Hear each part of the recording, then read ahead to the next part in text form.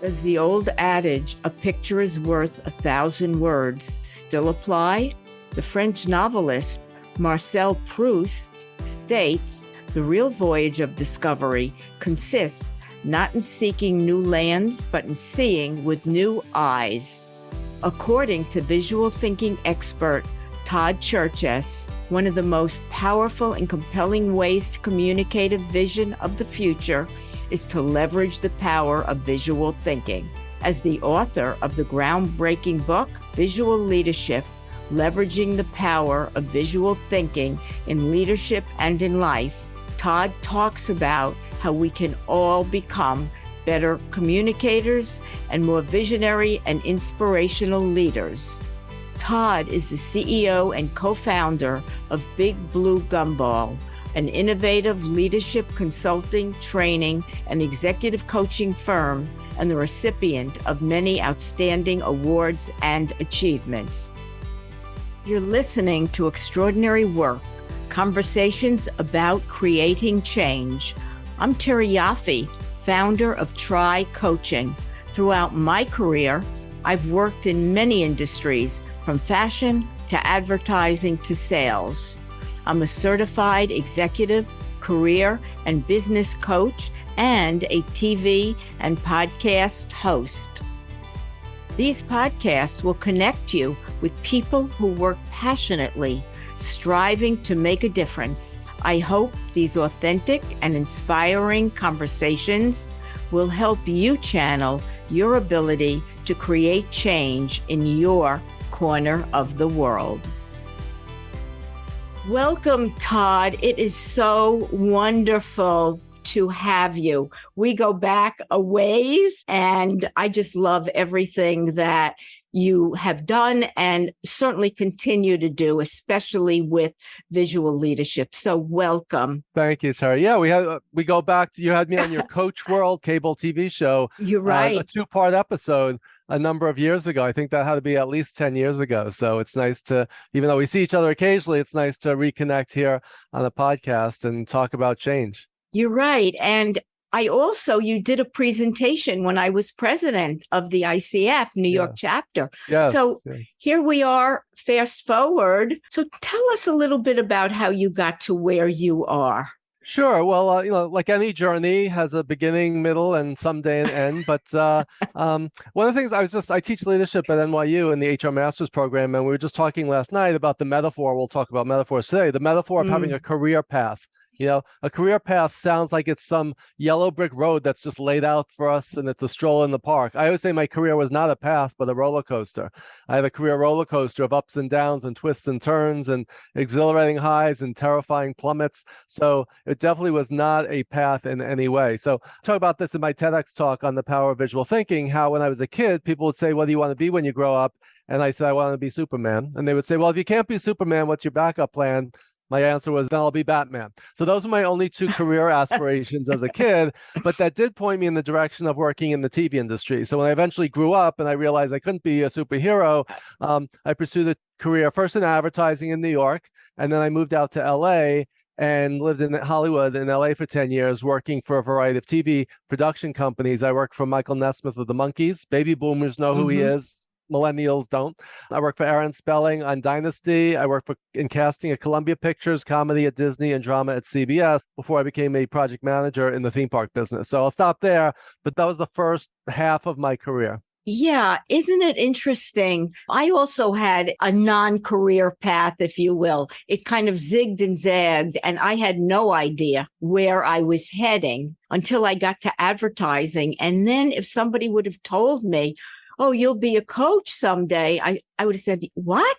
You're crazy. And then, oh, you'll be a podcaster, I would have thought, oh, forget it. So one never knows, and one gets surprised along the way. Yeah, everything I'm doing today, I never would have envisioned even 15 years ago. Yeah, so here we are. And Visual Leadership is such a great book, and I totally recommend it for anybody that really wants a ride on many, many levels.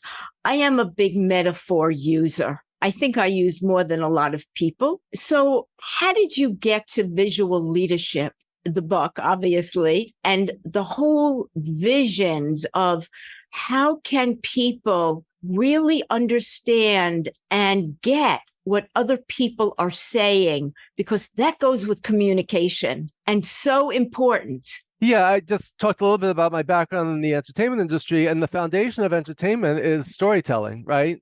Movies, TV shows, even a theme park ride, even if it's only 3 minutes, it takes us on a journey, right? Even if it's just a 3-minute journey, and it's usually themed in some ways. That's why they're called theme parks, right? There's usually some theme around it. So basically, when I eventually became a coach, I took my years of watching TV and wanting to be in the TV industry, and I was an English literature major as an undergrad. So metaphor is central to poetry, to songwriting, to the arts in general. So my visual leadership approach is taking my years of experience in arts and entertainment, but applying it to the practice of leadership and coaching. So visual leadership is, in a nutshell, which is a metaphor, visual leadership is the application of visual thinking to the practice of leadership and coaching. So that's my methodology, is basically grounded in my background that I just talked about.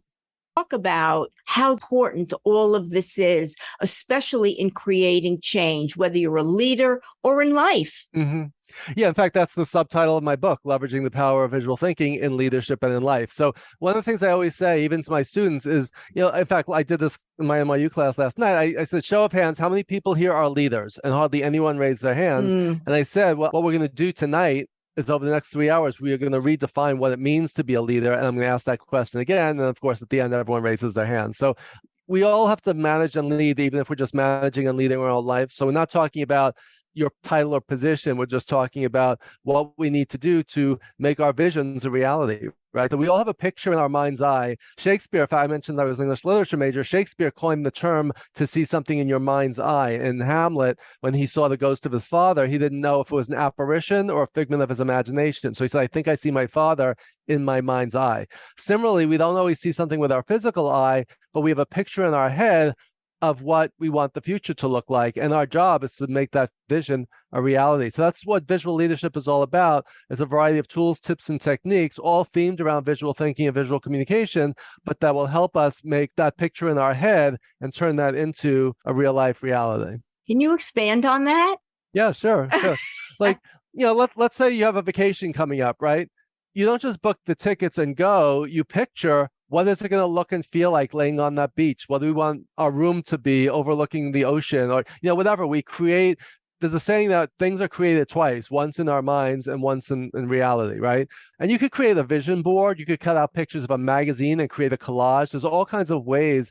But the whole idea is, how do you picture something in your head so that you can make that a reality? And similarly, how do you get other people to see what you're saying? That's one of my catchphrases, because whatever you do in life, whether you have a management leadership role or you're just trying to get someone to buy into an idea or to agree to something, you need to get people to see what you're saying. And that's the foundation. So my visual leadership approach helps people to do that. When I introduced you, I talked about Proust and his wonderful quote, "The real voyage of discovery consists not in seeking new lands, but in seeing with new eyes." I love that. That's the line I end my TEDx talk with on the power of visual thinking.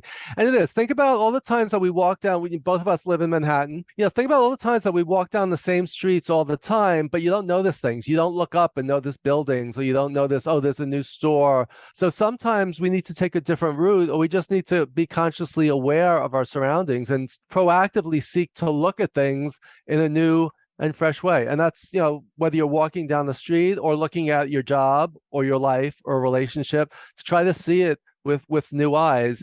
Because, so often, we get bored or we get into a routine. And if you want to innovate, you need to, which basically means to make new, we need to look at things in a fresh new way. So that's the essence, that quote I always keep in mind, and always say, am I looking at things the way I always did, or is there a different way or another way to look at it? What I call flipping the eye. Can you turn that mirror on yourself to look inwardly at yourself, your own biases, assumptions, and belief systems, but also can you see the world through the lens of others? I actually am a volunteer. I don't know if you know this about me, but I volunteer for an organization called Big Apple Greeter, and we give walking tours of New York to people visiting from other cities and other countries, free of charge. It's just to help people see the world through the lens of a New Yorker.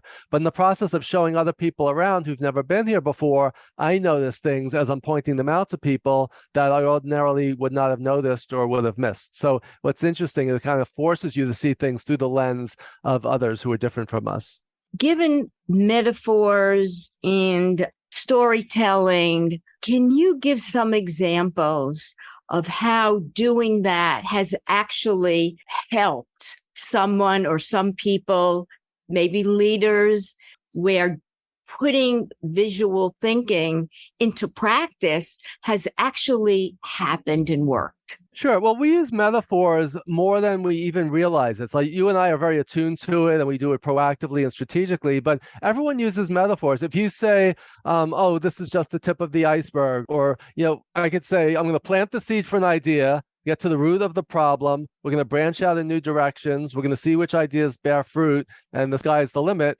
That all reminds us of a tree. Right? Those are all tree-related or nature-related metaphors. We use metaphors and analogies all the time because it helps to compare one thing to another in a fresh, new way.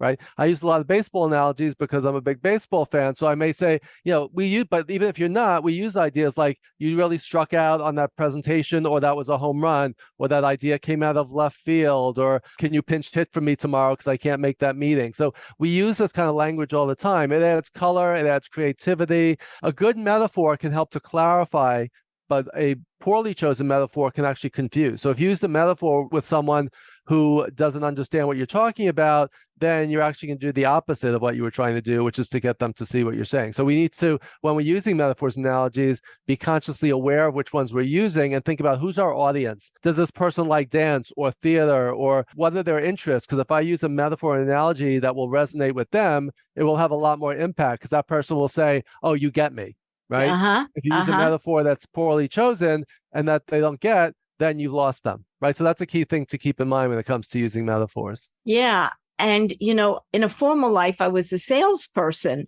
And when I would go in to talk to somebody, right, and talk about whichever publication I was working on, I'd look around and I'd see what did they have that I could talk about, right? Whether it was skiing or even if they had pictures of their kids, something that would connect me to them immediately before I even went into my spiel, right? Yet there are many people that aren't that aware of their surroundings or even thinking about metaphors. You and I just talked about that in the beginning of your book. You talk about the metaphor of the car. I use that metaphor all the time with my clients. If they get stuck, stop looking in the rearview mirror. There's nothing you can change. You can only learn and bring forward lessons that you've learned. And then we have the dashboard as the present. And then, of course, the windshield is moving forward. I love that metaphor. So I get how powerful they are. But there are people that may use them and not even know how they're using them, or they're not even using them effectively. And they could be using them perhaps more effectively to become a better leader or just a better person in communication. Yeah, hopefully after listening to our conversation today, the light bulb will go off, metaphor, and people will think, oh, I never really thought about it that way, or I just use this expression, or sometimes we use the same metaphors over and over again that they get stale and ignored. So if you have a fresh metaphor, a new example, a new story, you'll get people's attention, right? So the more aware you are of how you communicate and who you're communicating with, and I always say with any communication, start with who's my audience and what's my purpose. Right? And I always picture people have two thought bubbles over their head. Why should I care and what's in it for me? So we need to address why will they be interested in this and how will they benefit from this conversation? And a real life example with one of my coaching clients, he was really struggling with presentations he needed to give at work. And he always was hesitant.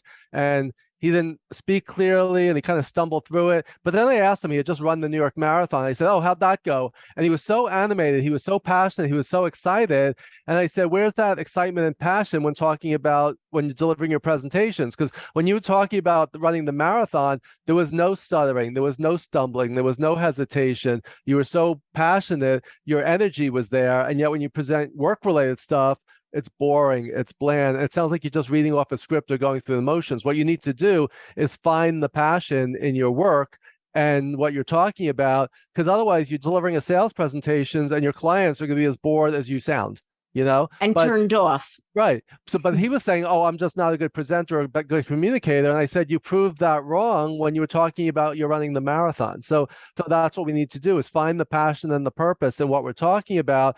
And again, I don't say fake it till you make it, but you work in this industry. So what is it about you that's interesting or intriguing or that will help a client to be more successful? Then you'll be a little more animated. So again, we need to kind of almost play mind games on ourselves, but it's there. It was there within him. And that's where he really realized, yes, he's a better communicator and presenter than he thought he was or that he gave himself credit for.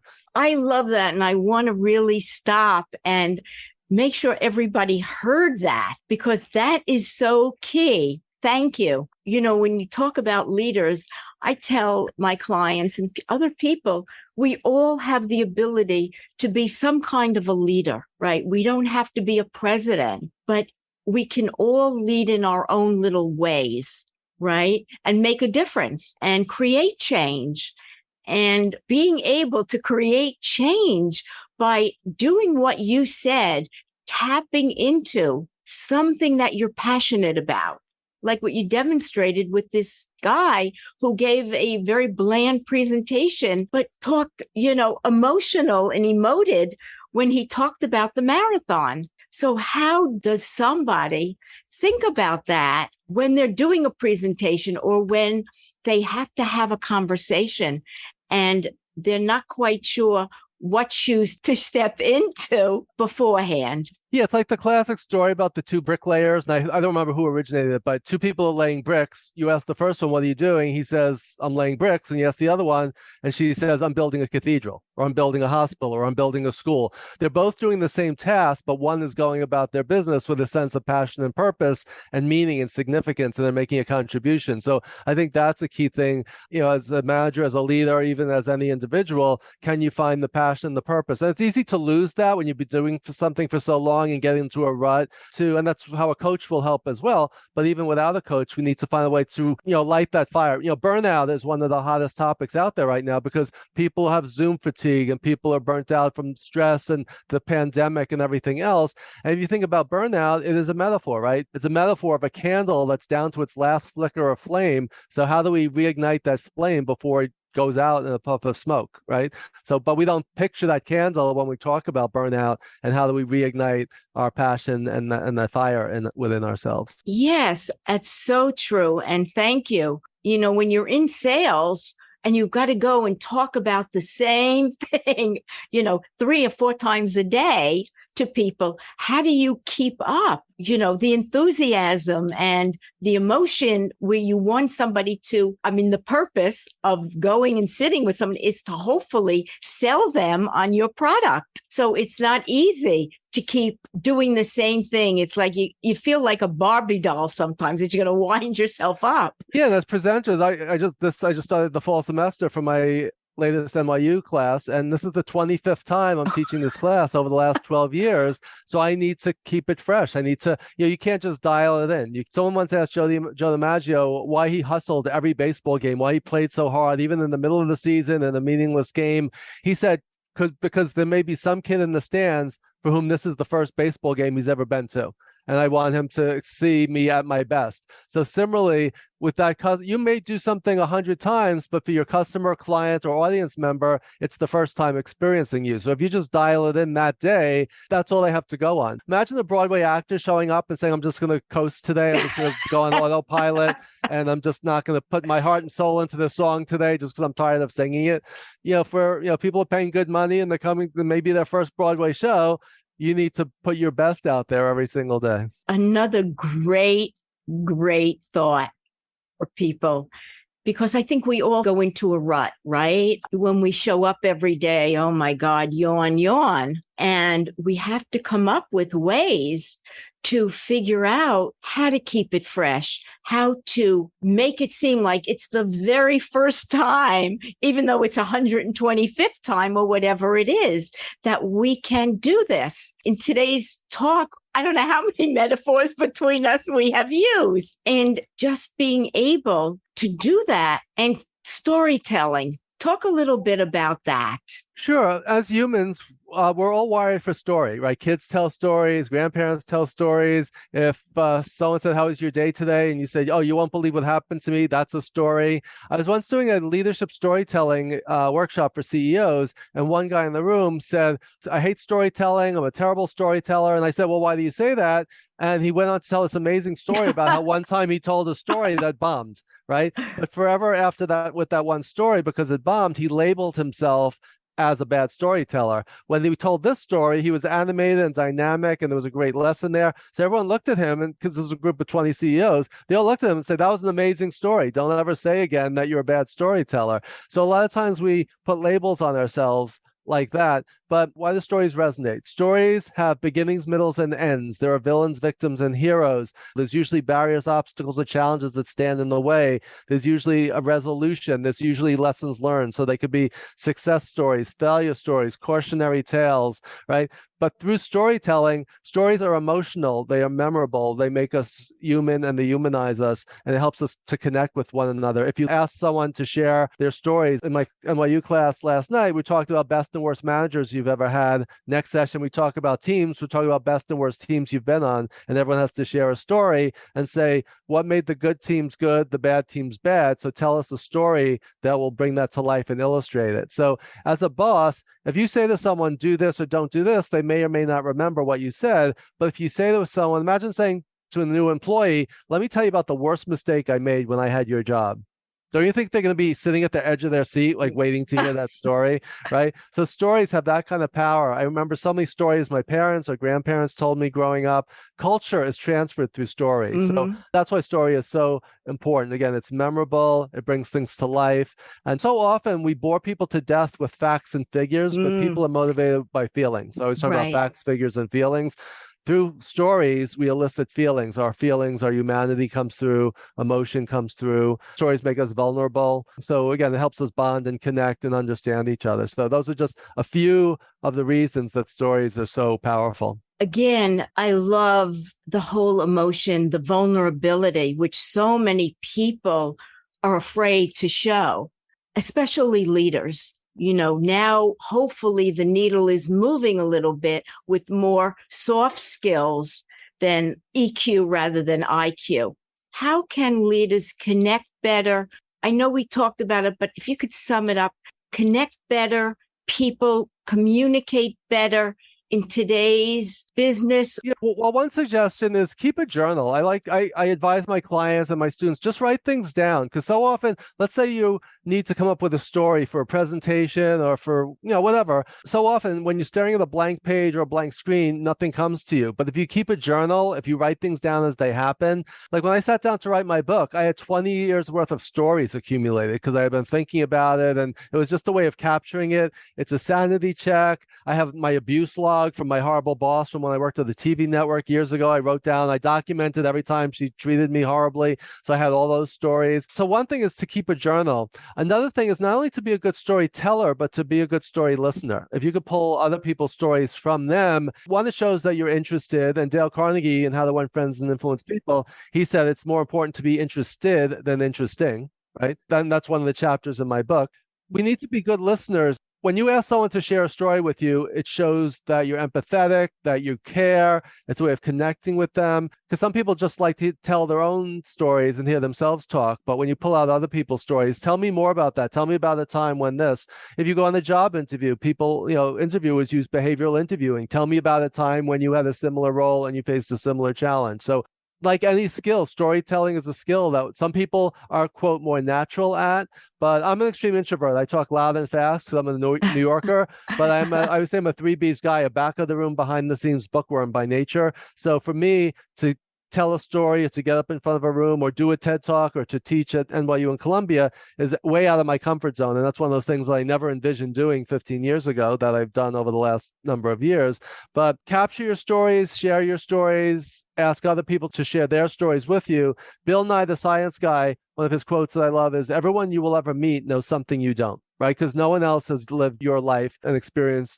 So you're actually doing a service, and it's actually a gift to share your stories and your lessons learned with others. I'm going to ask you to perhaps end this, which I could go on for another hour. It's just so interesting, with one quote that you really love.